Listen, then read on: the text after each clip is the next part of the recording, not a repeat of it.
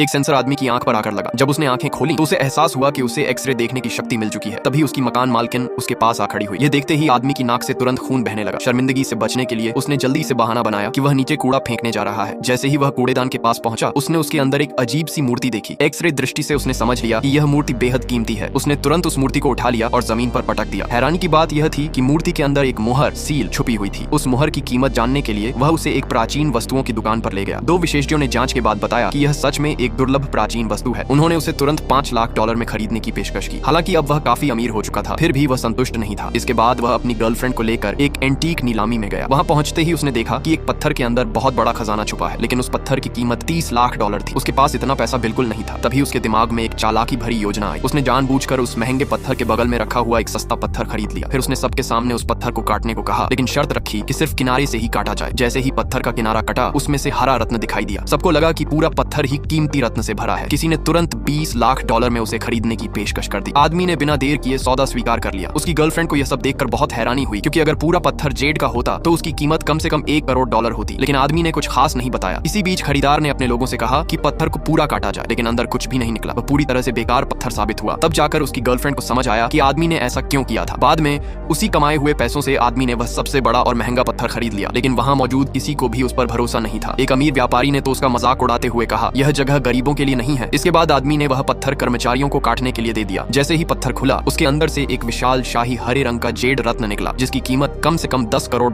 थी। यह देखकर वह अमीर व्यापारी हक्का बक्का रह गया।